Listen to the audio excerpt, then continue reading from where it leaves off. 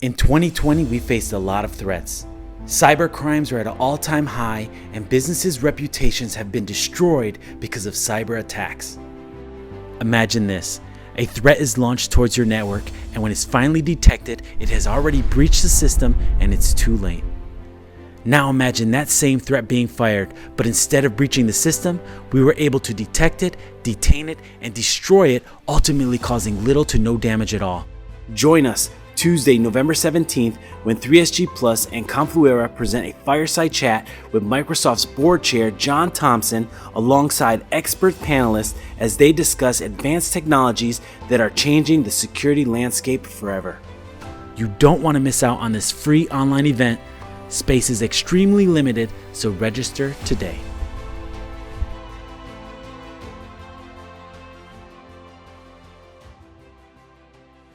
So let's get started. And welcome everyone. My name is Steve Wanamaker. I'm the host for the event today, and welcome for attending. The need for cybersecurity is more important than ever, specifically in the era of COVID-19. You know, cybersecurity threats are up 10 times. Companies are moving their employees from their offices to their home offices. It's a very challenging time for everybody in the enterprise. And this idea of the cybersecurity landscape is going to be our beginning topic. And in 2019, there was over 2,000 data breaches. In 2020, there was 4,000 data breaches. And it's just a really challenging time in our world. And John, I would just like to get your thoughts. I'd like to give you the first chance to speak on your thoughts on today's cybersecurity landscape. Well, thank you first for having me as a part of this. It's a wonderful opportunity to share with the team a point of view about where cyber is. Quite frankly, this has evolved quite substantially over the 20 plus years that I personally have been involved in the cyberspace. And what you see now are significantly more threats, but more importantly, exponentially more people who are trying to penetrate the environments that are out there. And as the environment becomes somewhat confusing, like COVID has become, the number of people who are spending time looking for access points is just gone up exponentially. And so I think this notion of real-time detection, real-time monitoring, real-time everything in these days is going to become more and more important as time goes on. When I first joined Symantec, I was trying to determine, now what in the heck is this notion of antivirus? And then I realized that, my gosh, we are in a data-driven world, and this is going to become more and more and more important. And what's happened over the last 25 years, quite frankly, is every company in the industry recognizes they need to embed some security capability. But what they're losing sight of is this notion of the edge and how there's so much vulnerability at the edge and how much needs to be done to protect the edge in order to protect the core. And so this is going to become a critically important issue for all of us over the course of the next, pick it, 3 to 5 years for sure. John, that was a good point. Joe, let me ask you this. How do data breaches play in the problems that you see in the current cybersecurity landscape? Yeah, so, the biggest thing that's changed is the edge, going off what John was talking about. We have the adoption of work from home it's so rapid, that it allowed for so many people to start targeting places they never targeted before. It's so hard for organizations to train their employees and, get new technologies in that can address what's going on. And, adoption of cloud, it was like we never seen it before. Suddenly organizations that never thought about cloud were suddenly in the cloud environment, and most of them weren't ready for it. And a lot of their tools weren't ready for it. And as a result, it's part of the reason why we've seen such a huge uptick in security incidents and breaches. It's just, they're all targeting that rapid advancement of adoption, and it's just not enough has been done to address the edge, really. That's a good point, Joe. We have a great panel today for today's conversation, and I'd like to take a moment just to set the table, to let everyone just take a minute to share a little bit about yourself, just to kind of let our guests in the audience get to know a little bit about who will be speaking today. So John, I'd like to start with you. Well, I am almost 50 years in this industry come the spring of next year. So I've been around for a very, very long time, having joined. Only 50, by the way. Yeah, right, only 50.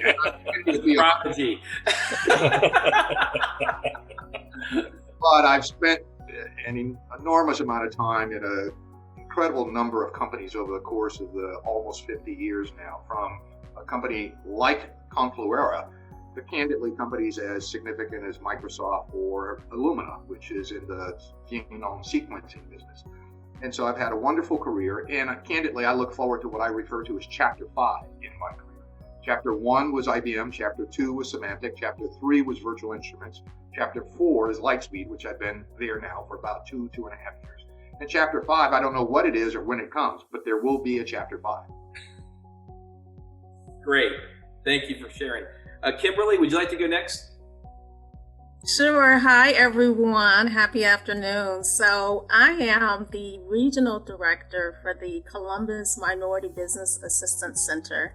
And what we do is we provide technical assistance and support to socially and economic disadvantaged businesses. So I cover over 18 county region in the state of Ohio. Most of these businesses are MBE certified, so they do a lot of business with the state and local municipalities.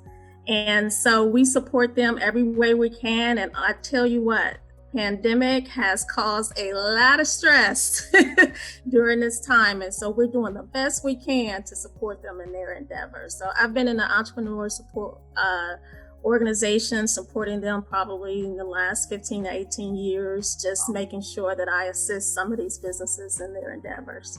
So thank you for having me. Kimberlee, great job. Awesome job, Kimberlee. Kimberlee. Angelo Mazzacco, would you go next? Sure. My name is Angelo Mazzacco. I'm the president and CEO of 3SG Plus. We're located in Columbus, Ohio. I've been in tech for 40 years. John's got me beat, but for the last 25, I have played in the role of either CEO, CIO, CISO, or COO, and as well have for 25 of those years taught within the graduate environment. So that's a little bit about me. I really thank you all. This is quite a treat, and the panel's fantastic. Thank you, Angelo. Mukesh, you're next. Well, so guys, thank you very much. My name is Mukesh Singh. I'm the Vice President of Sales for Confluera. I joined the company about 18 months ago to build and execute their go-to-market strategy. This is actually my 10th startup in the last 20 years. So I really enjoy this space. I have a lot of fun in the startup market with new technologies and things like that. Definitely honored to be a part of such a distinguished panel. And I'm really excited to be launching the Confluera XDR platform into Ohio with the partnership of Angelo Mazzacco and the 3SG Plus company. So this is an exciting time for us, and I'm just looking forward to this relationship with Angelo and his team. Awesome. All right, Joe, you're next. Excellent. Very happy to be here. Great event. So, I've been in IT I tell everybody, since I was about 5 years old. I know that may not count, but it does. And you're only 6 years old now, right? Yeah. Well, I grew up through the Commodore, era, everything, and got into the DOS and went all the way through all those technologies. And probably the last 15 years, I've been in director roles, management roles, but primarily heavy on security, working in HIP environments and with PCI compliance and stuff like that. So I carry a lot of hats in the engagement world. I run Cox Innovation Technology, and then also the CTO and Director of Services for Right Price IT, and then work on a council, a couple of advisory boards, helping some organizations adopt cloud and work from home especially, and do a lot of private consulting, just helping organizations with adopting new technologies and bringing new products to market. Great. Hey, thank you. I'm Steve Wanamaker. I'm the host for today, and I'm the CEO of ComSpark and CDO Magazine. So thanks for everybody being on our panel, and thanks for everybody participating today on our call. So, people talk about data center security versus endpoint security. And Joe, I'd like to get your thoughts on this. What do you think about how do current threats to a data center look versus threats to the endpoint? So there's a big difference today. Endpoints today, I don't think are endpoints of what they were yesterday. Endpoints yesterday were, we had everything controlled, what a desktop looked like. We controlled the software that was on it. We managed all that stuff. Endpoints today are really the edge. It's really moved to an edge environment. It's everybody's home. So it's drastically changed. And the one thing that most organizations haven't thought about is what is an endpoint now? It's because it's now people's home computers. It's now people's home environments. You have all those threats you now have to manage, and your data center has to also be aware of those. And most organizations, haven't prepared for that. They have not really taken that time to really sit down and say, what is an endpoint and what's our data center, do? Because the two of them are drastically, different today from where they used to be. A lot of organizations, data center was an on-prem environment. Today, you're seeing a very large adoption of hybrid environments where you have on-prem and cloud. You see some organizations that have multi-cloud. There's some organizations that have 7 clouds. And, the biggest threat to all of those is an inability to see where your data flows are coming from. You have to be able to see where all this traffic's going, or there's no way you can properly secure it. You have to have all those data insights and those insights into where things are going. And you have to be aware also that the people that are accessing these environments have now added significantly more attack vectors and threats. And there's training that goes along with that. There's security awareness that has to be top of mind for organizations. So the entire outlook is very different when it comes to that. When you look at where a lot of the breaches are coming from today, you're seeing a lot of stuff in the news where it's some of the same old, but you're seeing an increase in misconfigurations of environments. And that's one of the things that you didn't used to see as much in IT, and that's because typically organizations had time to adopt technologies and kind of work through all those things. They'd sit down with risk groups and say, hey, what risks do we have? What's this bringing on? How do we secure these things? And what you're seeing today is companies are accepting some of these risks because they just need to function. They're stuck, and so they have to just move forward and hope that their existing tools are going to work properly. But the issue is a lot of your tools, like traditional VPNs, were really designed for small scale use. They weren't designed to scale upwards in the magnitude that we're seeing it today. And so that's one of the things that you're really seeing an issue with between data centers and endpoints. And so it's drastically changed. Joe, you gave us some good insights. You have a good point of view. John, let me ask you this question. What specific, because you see a lot of things out there with your 50 years of experience in the technology space. What specific problems will Confluera 2.0 address in the market? Well, I think the original issue for me with Confluera was this notion of not just real-time detection, but real-time blockage. Because I am convinced that the number of threats or attacks that's going to continue to accelerate as the market gets bigger and bigger and bigger and cloud usage continues to expand. And so Confluera brought forth this notion of, look, to be able to detect it, it's something else to be able to block it in real time, such that I'm not vulnerable or I'm not penetrated, if you will, by this attack. And that, I think, is going to become a critically important issue as more and more and more of these attacks proliferate in this distributed edge that we now live in. And so it's all about not just detection, but blockage. Now, ironically enough, there are many companies that view real-time blockage as, I'm not so sure, because I'd rather go and do deep analysis before I stop something from entering the environment, because that something may be something that's important. And so I think the whole public policy issue, or the policy issue for companies, is going to have to evolve as they start to look at this notion of real-time detection versus real-time blockage. because blockage is going to become the thing that protects them, quite frankly, from a lot of these vulnerabilities that they have or the attackers that are out there. Mukesh, it seems that every startup you've ever joined, it's good things have happened with that company. And what brought you to Confluera? What made you interested in this opportunity? Well, so I mean, with any startup, right? I mean, there's always three fundamental principles that I always look at. So first and foremost is, does the product solve a problem? And is there a market opportunity for it, right? So the cybersecurity world that we live in today, the attackers, while we were all in quarantine, they didn't go quarantining. They're out there hacking away like crazy, right? So their techniques, the way they're going about it, they're evolving. But the methodologies or the tooling that we have today are not evolving fast enough, right? So being able to find a product that actually addresses the problem that John just talked about, you can detect it, but how do you stop it very quickly, right? And there's some other things we'll talk about later on was key to this. The second part of it is really going to be the investors.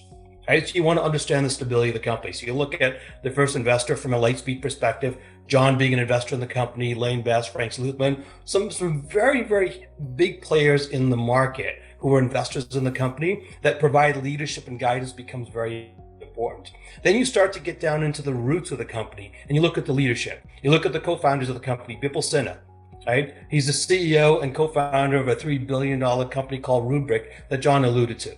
Right, Abhijit Ghosh coming out of out of Juniper, Niloy Mukherjee from Oracle.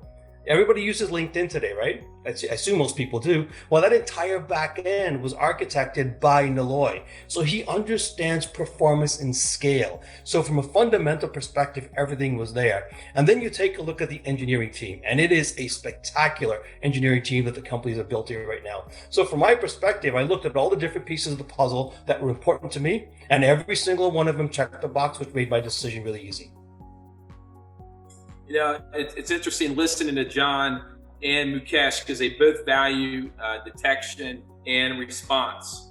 So Joe, let me ask you this thought: is how does the detection response factor into a company's obstacles? So a lot of what you see, in the whole detection and response area is most organizations don't have 24/7 security teams, right? In fact, most organizations have very few security staff at all to where they used to be. And it takes, anytime you get an incident, if you're an engineer and all of a sudden something pops up, somebody says, hey, is this a problem? Is this an incident?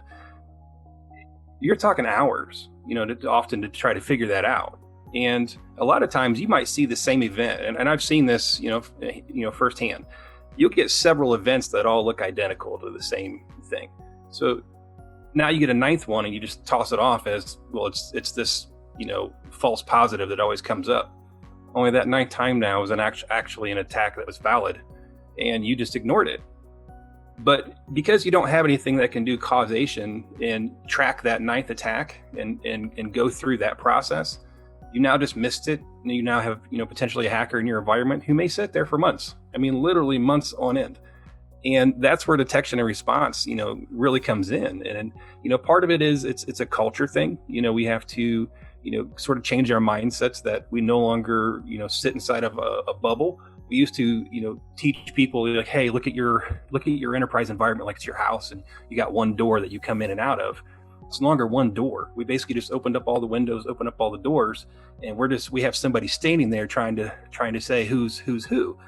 And so you need tools that can do that. You need tools that can, automate that process and not just go out and say, this is a virus. I mean, we've all seen years and years of an antivirus popping up on your screen saying, you just got the following Trojan. You're like, well, if you knew it was a Trojan, why didn't you stop it in the first place?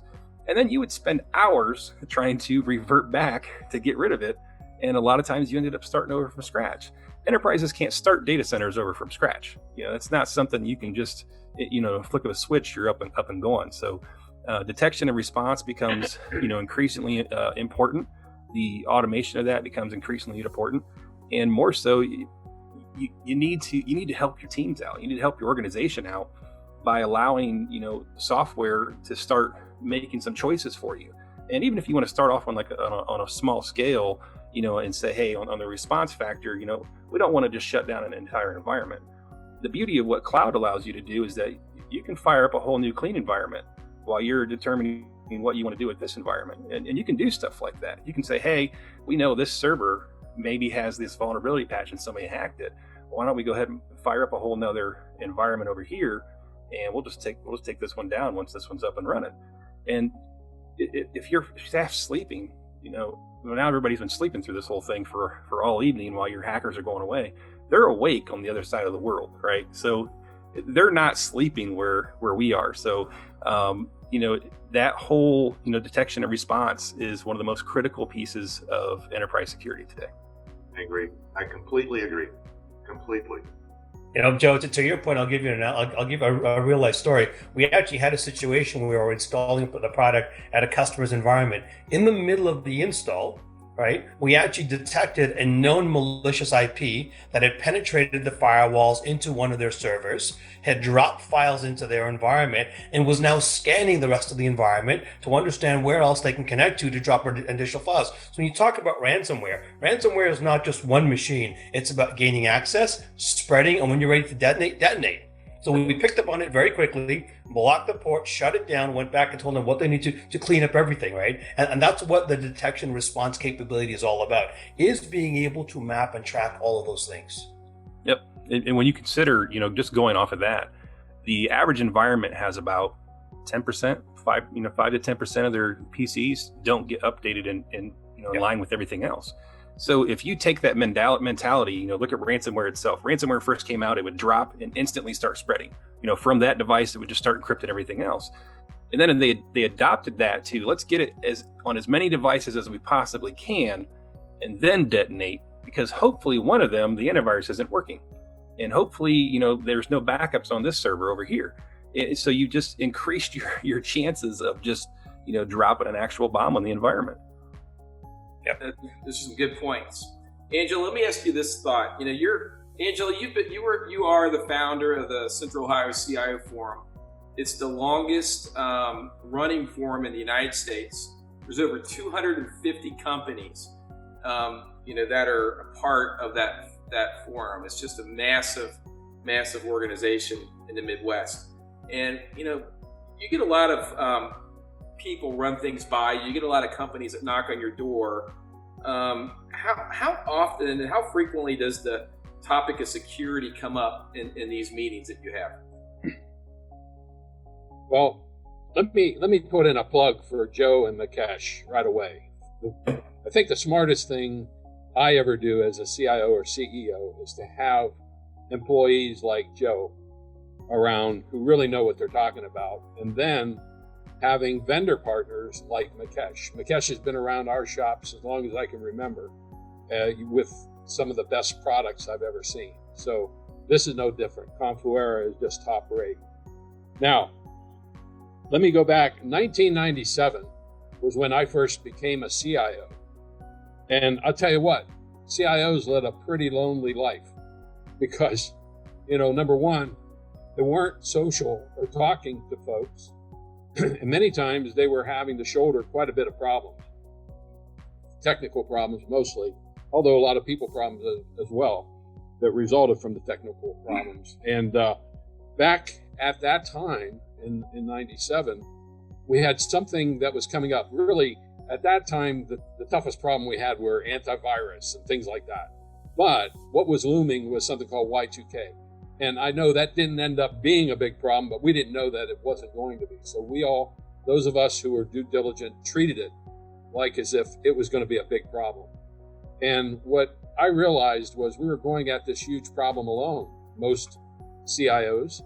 And a couple of us decided, hey, why don't we get together and talk through these issues related to Y2K? And that's where it started.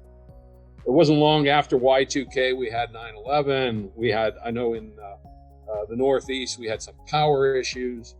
And so this organization really came into play. And what I noticed was every time there were more issues, we got more and more members, more and more CIOs who wanted to be part of the group. And those organizations that participated, had their CIOs as part of it, were hearing firsthand what the big issues were, how to solve them. what vendor products were great to use. And that's when we began to hear about security. I would say mid 2005, around the mid to early 2000s. And that became a huge topic. And I'll tell you what, the topic never went away. If we go to next week's CIO forum, I'll guarantee that that will come up at least 5 times in the meeting. And it's been that way for all this time. So if I were to sort of tally at each meeting what the top item talked about was, we'll bring in subjects that everybody's interested in, but nevertheless, by the end of the meeting, we will have talked about security more than anything else. The amazing thing, as Joe said, having to do with work from home has been phenomenal. If we would have tried to plan this out, 5 years ago, like you should do a computer project, we would have said, oh my God, it's crazy. But yet we did it practically in a couple of months. And so I'll stop there and leave some more for later, but probably more than you wanted, Steve. Well, let me add a little context if I could. So I can remember, as we all do vividly, 9/11. And the events of 9/11 were truly a wake-up call for all of us. Well, for me, literally 1 week later, the most memorable event of that year was the NIMDA virus. It was the first self-propagating virus ever to hit the marketplace. And lo and behold, within 30 days, the security business had gone from about a 15-20% growth business to a 50 to 60% growth rate business. And for the next 3 or 4 years, Symantec literally doubled its revenue, almost doubled its revenue every year in the security space. And so it just speaks to this notion of self-propagating attacks, the ability for an attacker to put together a profile and then allow that profile to get exasperated, quite frankly, through its attack method. John, that's a good point. And when both of you raised the interesting thought is it's not a challenge for people in the enterprise. When you think about Y2K, that was a challenge for everybody in the whole world. And so, Kimberlee, let me ask you a question, Kimberlee. When you think about the community that you are serving, how is security specifically impacting them?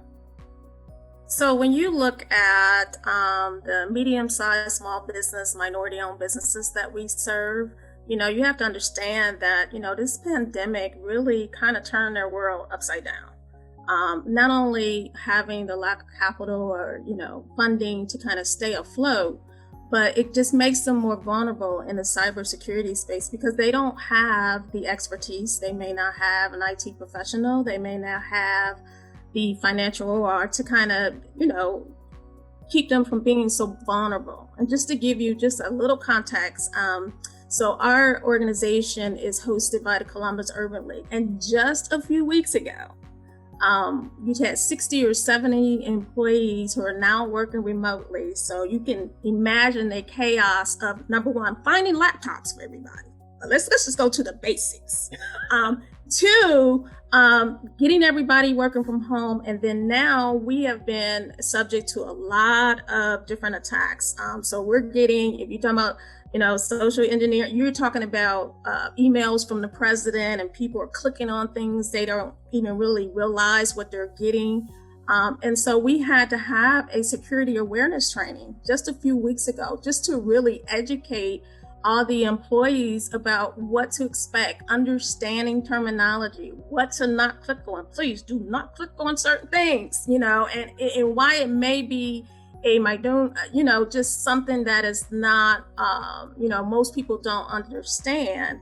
It had to, it was a necessary thing that this company had to do in order to stop, individuals from making it worse than what it already was. So when you think on the landscape of all these different other small businesses, I mean, if they get a data breach, if they have to kind of recover from this financially, they don't realize the biggest threat that they may ever have going on in the future. And if they don't pay attention to this now, the ones who did survive, they're going to really feel the brunt of that as we go forward, past this pandemic and going forward. Thanks, Kimberlee. When you think about security, it impacts the people you serve with the Urban League. It impacts the mid-market, the enterprise. It impacts everyone in the world. And Angelo, as I said earlier, you've been you are the founder of the Central Ohio CIO Forum. It's the longest lasting forum in the United States. And you get a lot of people that come knocking on your door and show you lots of different things.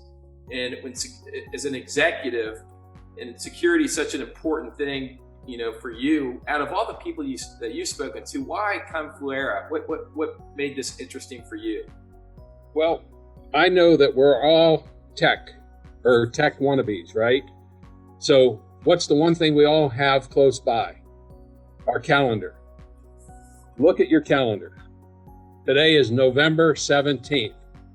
What were we all doing a year ago? November 17th of last year. We were more than likely preparing for a week away, having a big Thanksgiving, family members, 40 people coming into our homes, however many, some just do 2, others do 40. And we were just happy as can be. And you know what? That all got turned on its head. We didn't, and I was the first, I was even working with a doctor at the time who was from Wuhan in China, who said, look at what's happening in China. And the rest of us were like, oh, it'll go away. Then it moved to Europe.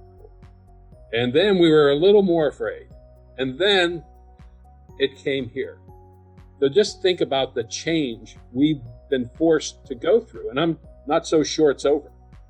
And that change just triggered so many things. And I remember at the time calling Joe for his advice, his consulting, talking to Mukesh and saying, oh my gosh, we are going to move everybody to work from home. We are going to sort of blow off the old video conferencing that we've been able to use for 20 years, but nobody used it because, I don't know, why didn't we? We didn't have to. And on top of that, we had physicians at the company I was working with, 500 physicians that we had to go to telehealth.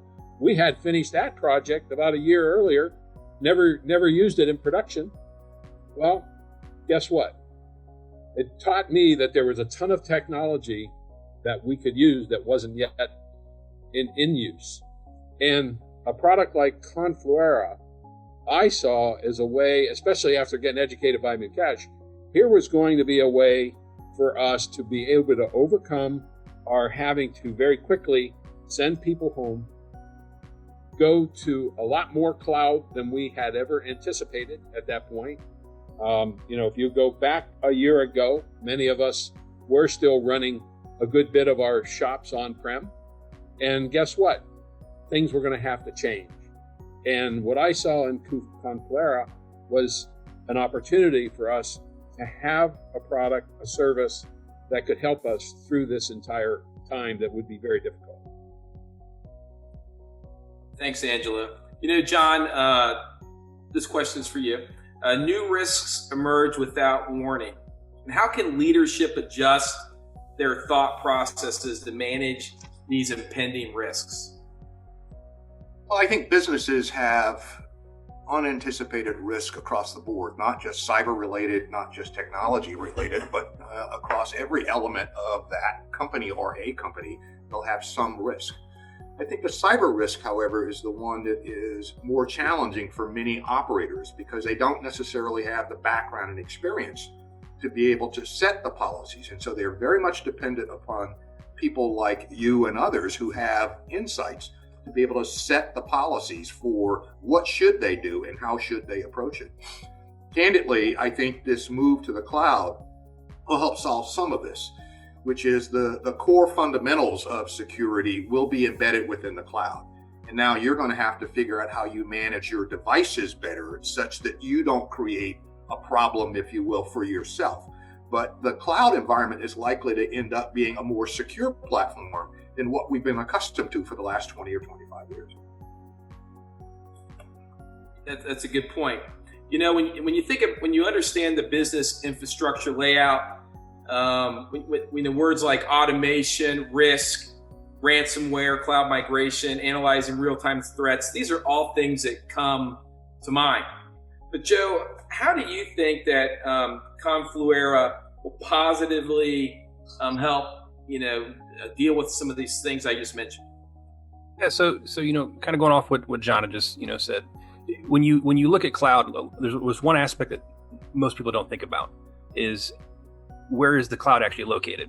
And the cloud is actually located in the most secure data centers in the world, right? So they're in environments that have so much more security than any small organization could ever have. So now you've fixed this physical access piece. You've fixed all the uptimes, by having sophisticated security systems and air conditioning and fire suppression, all the things that nobody ever had to think about, right? That's all out of the loop now. Now you can just focus on doing business and focus on securing other areas, which is like the edge, the environments that you can actually do stuff with. But when you take that now and go into, how does automation help and where's the new risk? And automation is one of the key ways of just making your staff more efficient. And it's also one of the ways that you can have something that's running continuously. A lot of your security folks, they're not always up looking at screens like people think they are. People think that these guys are looking at their monitors and constantly clicking through stuff. They're also doing training. They're also taking breaks. They're using the bathroom. They're doing everything that a normal human being does. They're not these, they're not Star Wars guys. So they're just normal human beings. So you have to have an automation aspect to tools that can start going out and doing the work while you're away. And it needs to start giving you the information that's actually workable info. Like I said, I've been in environments where, something that might seem small turns into 7 hours and you got 5 people engaged for 7 hours. You just wasted, 35 hours of time to find out, well, that's not even the issue. Well, what is this the issue? Well, now you got to go spend more time. And you got to automate that stuff. The computers can work numbers and work certain solutions like that far faster than we can just using our eyes and clicking through stuff. So let it do it. Let the technology work and give you the end result. And say, hey, we did this, we blocked this, we found this, we won from there. Now we move on to risk, and one of the things with risk is how do you identify risk? Well, the old way of identifying risk was you sat down at a round table and said, what has our PHI? What has our credit card numbers? Who has access to this? You looked at the people aspect of it, you looked at the technology aspect, and then you found a way to mitigate, and reduce that amount of risk. And now you have to look at, well, what's our new risk? And if you have proper security, that new risk would kind of goes away a little in a sense, because your security is now automated. It can look at those data flows. It doesn't care which data center it's going to. It's just going to track that, find it, and give you the feedback. And that's where a lot of the endpoint tools today that are strictly only endpoint, they're only going to show you the endpoint stuff. They're not going to show you where the data went 20 hops from now. So you got to have that insight, right? Then we look at let's look at ransomware, right?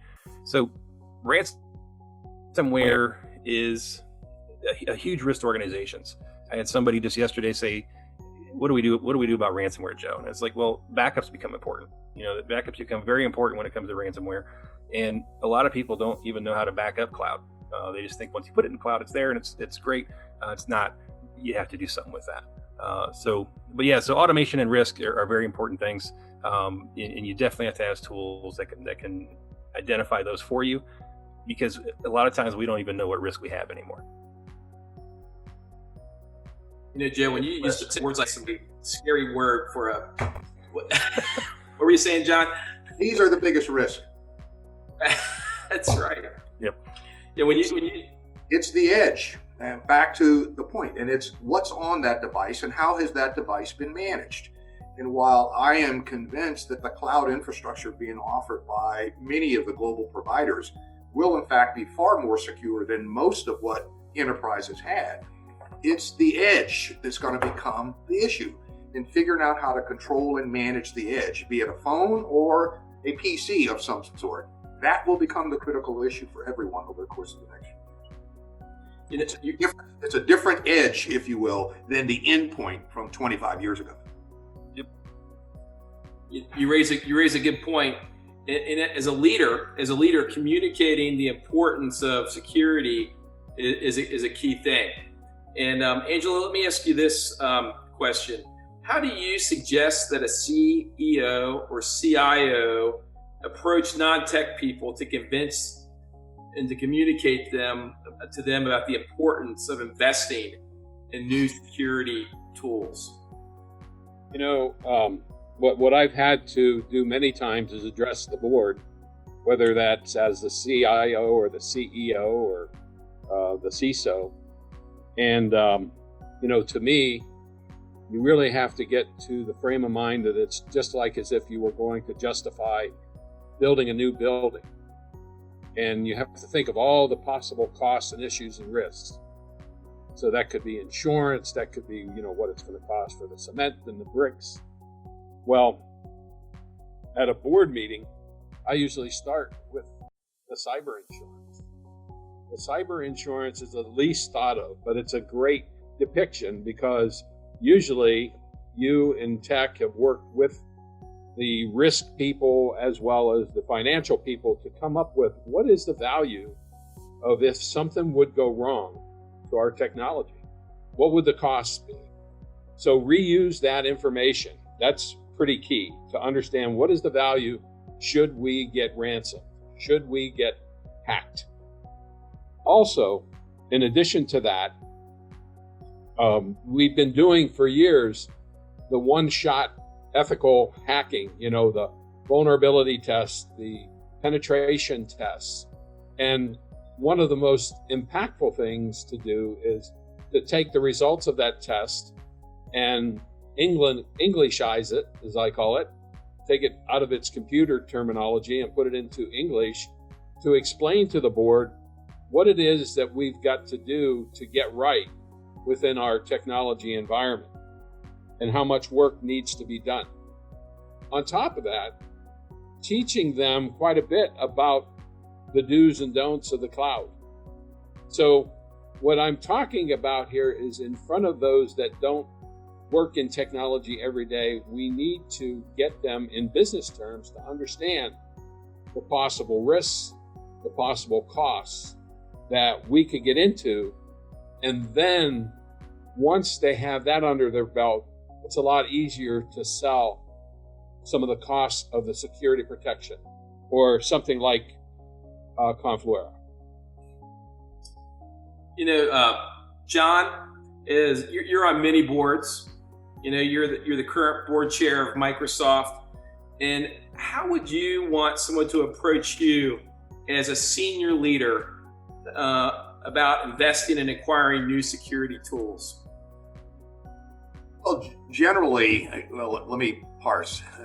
At Microsoft, because of the sheer nature and scale of their cloud, having the board understand what the security risks are and what the security strategy is critically important for the board and the company. And so literally twice a year, we do a deep dive on security at Microsoft with the full board, so they have an appreciation for where we are and, quite frankly, where we might have some exposures. Candidly, with other companies, small and larger, that I'm on, the same thing is starting to happen. Illumina, which is the top human genome sequencing company in the world, literally, they don't do data management. They sell technology that helps people generate data. Well, with the acquisition they just launched, assuming they are successful in completing that acquisition, guess what? They will become a data company. And that data company will be all about insights into you as an individual and your current state of health. And my gosh, tell me that's not sensitive. And so the evolution of security technology, even within a company like Illumina, is going to have to change or evolve in light of where their business model is going. So the point of all of this is, as companies go through business transformations, business model changes, they're going to have to think about not just the IT infrastructure itself, but more importantly, in my mind, the security infrastructure And how's that infrastructure going to handle, if you will, the risk or exposures that we might have in this new world that we have migrated to? You know, Kimberlee, how do you see your clients and the community you serve benefiting from new security tools like what we're discussing today? Sure, Stu. So what Angelo was saying about education is just kind of it's hitting me in a soft spot about educating non-technical folks about, cybersecurity.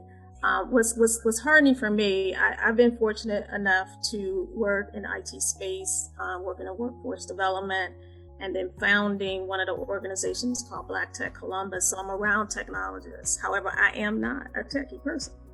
However, I'm glad that I had that experience because it does give me the awareness of how important and crucial this is, especially as I counsel and advise businesses. But the unfortunate thing is that, how do we get them to a place to understand that they need a cybersecurity strategy and how important it is to protect their data? If no one's in front of the room telling them how critically important that it is. And so, tragically, even with our own organization, they didn't intend for their budget to go up this year related to technology issues. And so it's important for us, I know for me, as we're going through these conversations, is how do I get these businesses ready in 2021 to understand how critically important they are. They want to protect their data. It's just like any other organization. It's the strategy around it and who they need to be involved to help them along that process. And education is really critically important to do so. So I have a question, if you don't mind. Hey, Kimberlee, when you look at the folks that we have on the panel that are attending and stuff like that, what would you like to see us do to help you guys? Well, I think it's important that you have to also remember the little folks, the businesses that may not have the funding and the infrastructure and the internal IT professionals to help them. Not forgetting that they are going to be ultimately having to deal with the pandemic and kind of recovering, and those who have recovered, what that looks like going forward.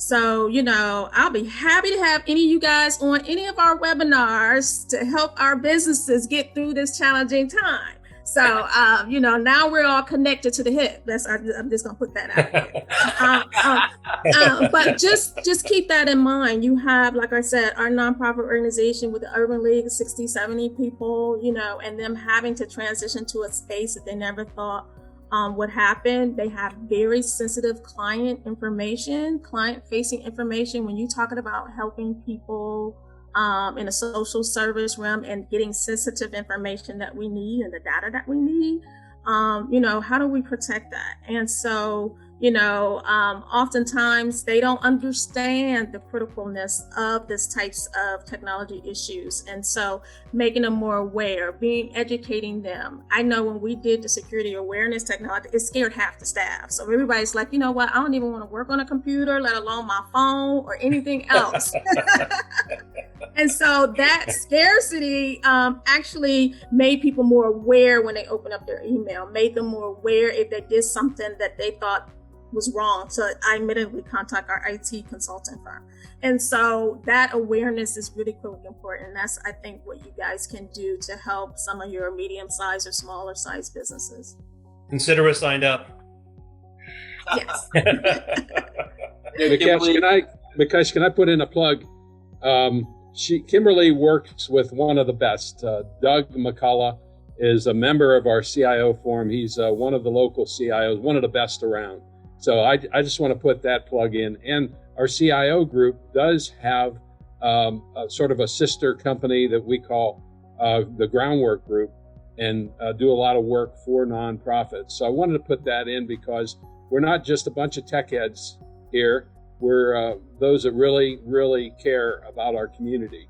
And thanks to people like Kimberlee to keep us on our toes. Yep. Oh, thank you. Absolutely. Kimberlee, you've done a great job with co-founding Black Tech Columbus, leading the Urban League. You're a real difference maker. Mukesh, let me ask you this question. Sure. You've seen a lot of things. You've been around for a while. had a lot of success. Why Confluera? Why CTA? Well, so there's a couple things, right? When you look at the problem today, whether it's a small company or enterprise company, you have a lot of tools. Everybody has tools. You have a lot of data. You're getting alarms and getting alerts. You're collecting a lot of logs. You're analyzing a lot of logs. But ultimately, what happens is it still comes back to a human being. And a human being still has to do that correlation of trying to figure out what's going on. It's what Joey alluded to earlier. It's the automation side of it. Right? So from a Confluera perspective, what do we bring to the table is instead of your SOC team sitting there trying to connect the dots, we actually connect the dots for you. Right? That's the level of automation that we bring. We've taken a completely different approach to the problem, the way the technology works and the way things come together. Take, for example, right, today I can openly tell you, I have the ability to tell you exactly when you're compromised, where you're compromised, track every single thing the attacker has done, tell you exactly where they are and allow you to shut them down right there and then. But more importantly, go back in time and undo every single thing the attacker has done in the environment. So completely eradicate the attack from your environment, right? That's something that's very, very key to what we're bringing to the table. Now, when you talk about automation, I look at Confluera as quote unquote SOC in a box. It's simple. It's easy, right? You install it. It's simple to install. Simple to operationalize. You don't have to watch it. Why? Because it's actually doing the work for you, 7x24, 365, collecting all the things you have. If there's a problem, you get notified about what's going on. You don't have to sit there and operate it. It operates by itself. Right? That's what we bring to the table, is that level of simplicity to the whole cybersecurity problem. That said, you all have an open invite to try the product out, right? You call Angelo, you call me, we'll come in, we'll install the product for 2 weeks, we'll let you try it on my dime. It doesn't cost you a penny. That's my offer. Sign me up. Anytime Mukesh pays, it's a good thing. I like this. Well, Mr. Thompson, we are about to wrap up our time together. And John, I'd like to give you the last word. So just, if you have any parting thoughts, parting things that come to mind for the last couple of minutes, sir. Well, let's not kid ourselves. Data has become far more important to each of us as individuals, and certainly every company or organization on the planet. And so having a strategy for how you're going to manage the data is one thing, but more importantly, having a strategy for how you're going to protect that data is more important, I think. And candidly, the evolution in the security space over the last 20, 25 years has just been phenomenal. More venture capital money has been invested in security than almost any other segment in technology over the course of the last 5 or 6 years. And so there's more to come. And you have to be open-minded about these new ideas and new platforms, because the new threats are evolving more rapidly than the new platforms. Thank you for sharing that. Well, this brings us to our time together to an end. And it's been great having Angelo, Mukesh, Joe, Kimberlee, and also our friend, Mr. John Thompson, as our special guest today. So thank you all for being here today. And thank you, Mukesh, for your offer. It was very generous, and I'm sure you'll get a couple of calls on that. So anyway, thanks everybody for being here today, and it's great to have everybody as a part of the panel and a part of the conversation. You have a great day. Thanks, everyone. Stay safe. Thank you. Bye-bye.